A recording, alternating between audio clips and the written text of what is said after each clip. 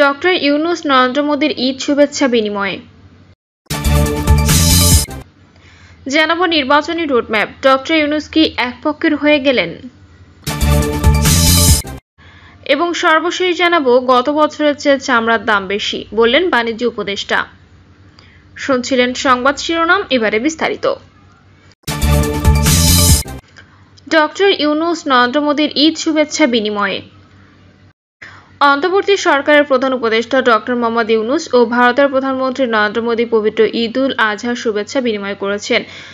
4 June পাঠানো শুভেচ্ছা বার্তা নরেন্দ্র মোদী বলেন, এই পবিত্র উৎসব সমৃদ্ধ ও বৈচিত্র্যময় সাংস্কৃতিক ঐতিহ্যের একটি অবিচ্ছেদ্য অংশ এবং লাখো ইসলাম ধর্মাবলম্বী মানুষ এই উৎসব অত্যন্ত আনন্দ ও উৎসাহের সঙ্গে উদযাপন করেন।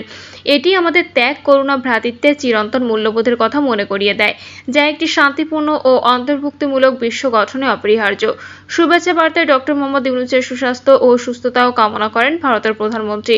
ভারতীয় প্রধানমন্ত্রী শুভেচ্ছা বার্তার উত্তরে প্রফেসর ডক্টর ইউনূস বলেন, পবিত্র ঈদ উল আজহার এই শুভ উপলক্ষে আপনার চিন্তাশালী বার্তা, আন্তরিক শুভেচ্ছা ও উষ্ণ অভিনন্দনের জন্য আমি গভীরভাবে কৃতজ্ঞ, যা আমাদের দুই দেশের মধ্যে পারস্পরিক মূল্যবোধকে প্রতিফলিত করে।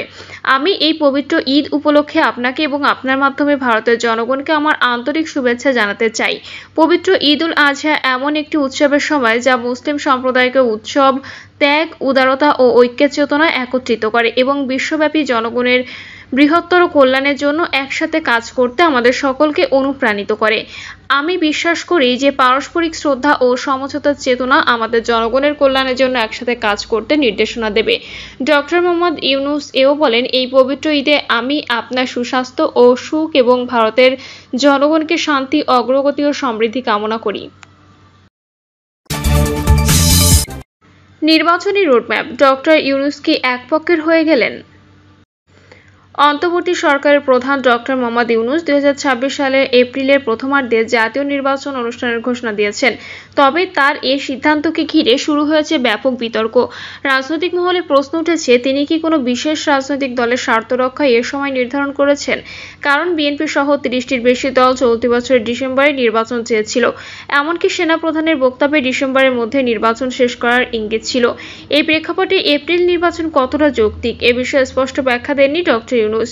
গত শুক্রবার জাতির উদ্দেশ্যে দেওয়া ভাষণে প্রধান উপদেষ্টা বলেন, এই সরকারের প্রধান দায়িত্ব হচ্ছে একটি পরিচ্ছন্ন, অংশগ্রহণমূলক, শান্তিপূর্ণ, উৎসবমুখর নির্বাচন আয়োজন করা, যাতে ভবিষ্যতে দেশ আর কোনো নতুন সংকটে না পড়ে।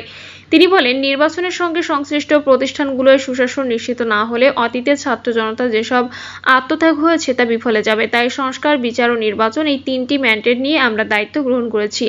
আগামী রোজার ঈদের মধ্যে সংস্কার ও বিচারের বিষয়ে একটি গ্রহণযোগ্য অবস্থানে পৌঁছানো সম্ভব হবে, বিশেষ করে মানবতা বিরোধী অপরাধের বিচার, যা জুলাইয়ের গণঅভ্যুত্থানের শহীদদের প্রতি সম্মিলিত দায় বলে উল্লেখ করেন তিনি। ডক্টর ইউনূস আশা প্রকাশ করে বলেন, আগামী রোজার ঈদের মধ্যে সংস্কার ও বিচারের বিষয়ে আমরা একটি গ্রহণযোগ্য জায়গায় পৌঁছতে পারব, বিশেষ করে মানবতা বিরোধী অপরাধের বিচার, যা জুলাইয়ের গণঅভ্যুত্থানের শহীদদের প্রতি আমাদের সম্মিলিত দায়, সে বিষয়ে দৃশ্যমান অগ্রগতি হবে। এ সময় তিনি ইতোমধ্যে বিচার, সংস্কার ও নির্বাচনী ব্যবস্থা নিয়ে সব পক্ষের সঙ্গে আলোচনা হয়েছে বলে জানান। সবশেষ রাজনৈতিক সংলাপে বিএনপি সহ বেশিরভাগ দল দাবি করে জাতীয় নির্বাচন হতে হবে 2025 সালের ডিসেম্বরের মধ্যে। তবে জামায়াতে ইসলামের পক্ষ থেকে জানানো হয়, ফেব্রুয়ারি থেকে এপ্রিলের মধ্যে নির্বাচন হলে তারা তেমন আপত্তি করবে না। অন্যদিকে জাতীয় নাগরিক পার্টি প্রস্তাব দেয়, প্রথমে রাষ্ট্রীয় সংস্কার, শেখ হাসিনার বিচার ও তার ফাঁসির রায় কার্যকর করতে হবে। এরপর হাসিনা উৎখাত আন্দোলন সফল করে জুলাই সনদ প্রকাশের পরে সাধারণ নির্বাচন দেওয়া যেতে পারে। সিংহভাগ রাজনৈতিক দলের দাবি ছিল ডিসেম্বরের নির্বাচন, অথচ তা উপেক্ষা করে হঠাৎ করেই 6 জুন জাতির উদ্দেশ্যে দেওয়া ভাষণে ডক্টর মোহাম্মদ ইউনূস 2026 সালের এপ্রিলের নির্বাচন আয়োজনের ঘোষণা দেন।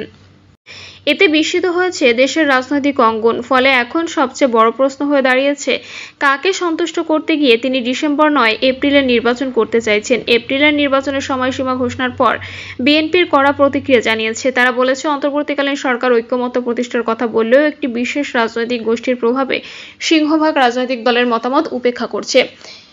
এর ফলে তাদের নিরপেক্ষতা নিয়ে বড় প্রশ্ন উঠেছে। দলটির দাবি, এই সিদ্ধান্তে জনগণের মনে স্বাভাবিকভাবে সন্দেহ তৈরি হতে পারে। আসন্ন নির্বাচন আদৌ অবাধ ও নিরপেক্ষ হবে কিনা তা নিয়ে এপ্রিল মাসে নির্বাচন আয়োজন নিয়ে সমালোচনার মাত্রা আরও বেড়েছে সময়সূচি ও বাস্তবতার প্রশ্নে। রমজানের ঠিক পরপরই এ সময় পড়ার রাজনৈতিক দলগুলো বলছে সে সময় নির্বাচনী প্রচারণা চালানো সম্ভব নয়। তার উপর এপ্রিল মাসে শিক্ষার্থীদের পরীক্ষা, আবহাওয়া অনিশ্চয়তা, চৈত্রের খরা আর কালবৈশাখীর ঝুঁকিও রয়েছে। এসব কারণে শুধু বিএনপি নয়, বেশিরভাগ রাজনৈতিক দলই এপ্রিলকে একটি অবাস্তব সময় হিসেবে দেখছে। এই প্রসঙ্গে 12 দলীয় জোট এক বিবৃতিতে বলেছে, ডিসেম্বরের নির্বাচন শুধু একটি দলের দাবি নয়, দেশের সব গণতান্ত্রিক রাজনৈতিক দলের অভিন্ন আকাঙ্ক্ষা। এপ্রিল নির্বাচন ঘোষণাটি যেন এপ্রিল ফুল না হয়ে দাঁড়ায়। বিবৃতিতে আরও বলা হয়, ডিসেম্বরে নির্বাচন আয়োজন সম্ভব।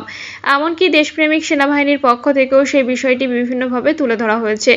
এখন সময় এসেছে জনগণের দীর্ঘদিনের চাওয়াকে সম্মান জানানোর। এপ্রিলের নির্বাচনী ঘোষণা নিয়ে বাম জোটও তাদের অসন্তোষ প্রকাশ করেছে। গণমাধ্যমে দেওয়া এক বিবৃতিতে জোটের নেতারা বলেছেন, নির্বাচন কেন ডিসেম্বরের বদলে এপ্রিলে নেওয়া হলো তা বোধগম্য নয়। তাদের ভাষায়, এতে অন্তর্বর্তীকালীন সরকারের ক্ষমতা দীর্ঘায়িত করার অভিলাষী প্রকাশ পেয়েছে। বাম জোটের অভিযোগ, দেশের অধিকাংশ রাজনৈতিক দল ও জনগণের মতামত উপেক্ষা করে বিশেষ দল বা গোষ্ঠীর স্বার্থে নির্বাচন পিছিয়ে দেওয়ার মাধ্যমে অধ্যাপক ইউনূস তার নিরপেক্ষতার অবস্থান হারিয়েছেন। নির্বাচনের সময়সূচি নিয়ে অধিকাংশ রাজনৈতিক দলের মত উপেক্ষিত হওয়ায় প্রত্যাশা প্রকাশ করে বিপ্লবী ওয়ার্কার্স পার্টির সাধারণ সম্পাদক সাইফুল হক বলেন, বিভিন্ন রাজনৈতিক দলের যে যৌক্তিক দাবিগুলো ছিল সেগুলো প্রধান উপদেষ্টা আমলে না নেওয়াটা অত্যন্ত হতাশাজনক। একই সুরে মন্তব্য করেছেন বাংলাদেশ কমিউনিস্ট পার্টির সাধারণ সম্পাদক রুহিন হোসেন প্রিন্সও। তিনি বলেন, নির্বাচনের সময়সীমা ঘোষণা একটি ধাপে অগ্রগতি হলেও এতে জনগণের আকাঙ্ক্ষা প্রতিফলন ঘটেনি। দেশের মানুষ চায় ডিসেম্বরের মধ্যে একটি নির্বাচিত সরকার গঠিত হোক। বিএনপির স্থায়ী কমিটির সদস্য সালাউদ্দিন আহমেদও নির্বাচনের সময়সীমা নিয়ে জাতির প্রত্যাশা পূরণ হয়নি বলে জানিয়েছেন। এ প্রসঙ্গে তিনি বলেন, রাজনৈতিক দলগুলো ডিসেম্বরের কথা বলেছে, সেগুলো আমলে না নিয়ে প্রধান উপদেষ্টা অনুপযোগী বর্ষা, পরীক্ষা ও রোজার সময় নির্বাচন অনুষ্ঠানের কথা বলেছেন। সার্বিক বিবেচনায় জানুয়ারির মধ্যেও যদি নির্বাচন হতে পারত, কিন্তু প্রধান উপদেষ্টা এটা আমলে নেননি। এপ্রিল নির্বাচনের জন্য কতটা অনুকূল তা নিয়ে শঙ্কা প্রকাশ করেছেন গণসংহতি আন্দোলনের প্রধান সমন্বয়ক জোনায়েদ সাকিও। প্রধান উপদেষ্টার ঘোষণার পর গণমাধ্যমকে দেওয়া বক্তব্যে তিনি বলেন, আমরা বলেছিলাম ডিসেম্বরে নির্বাচন দিতে না পারলে তার কারণ সরকারের পক্ষ থেকে স্পষ্ট হওয়া দরকার। প্রধান উপদেষ্টা নির্বাচনের সময় হিসেবে এপ্রিলের প্রথমার্ধের কথা উল্লেখ করেছেন, যে সময়টি প্রতিকূল আবহাওয়া, পাবলিক পরীক্ষা এবং এর আগে রোজা সব মিলিয়ে নির্বাচনের জন্য কতটা অনুকূল ও বাস্তবসম্মত হবে সে ব্যাপারে আশঙ্কা রয়েছে। যদিও জামায়াতে ইসলামীর প্রধান উপদেষ্টার এই ঘোষণাকে স্বাগত জানিয়েছে। দলটির আমির শফিকুর রহমান এ প্রসঙ্গে বলেছেন, এই ঘোষণায় জাতি আশ্বস্ত হয়েছে। ঘোষিত সময়ের মধ্যেই তিনি একটি অবাধ, সুষ্ঠু, নিরপেক্ষ ও গ্রহণযোগ্য নির্বাচন অনুষ্ঠানের পদক্ষেপ গ্রহণ করবেন বলে জাতি আশা প্রকাশ করছে। আর এতেই রাজনীতির মাঠে নতুন করে প্রশ্নের ডালপালা ছড়াতে শুরু করেছে। জামায়াতে ইসলামীর পরামর্শে কি এপ্রিল নির্বাচন ঘোষণার সিদ্ধান্ত নিলেন ডক্টর ইউনূস? দেশের ভোটাধিকার কি এখন জামায়াতের ইচ্ছার উপর নির্ভর করছে? অনেকেই মনে করছেন, অধিকাংশ রাজনৈতিক দল যখন ডিসেম্বরে নির্বাচন চায়, তখন শুধুমাত্র জামায়াতই এপ্রিলের সময়সীমা মেনে নেওয়ার ইঙ্গিত দিয়েছিল। ফলে প্রশ্ন উঠেছে, জাতির ভবিষ্যৎ নির্বাচন কি হবে একটি বিতর্কিত দলের ইচ্ছার ভিত্তিতে নির্ধারিত হচ্ছে?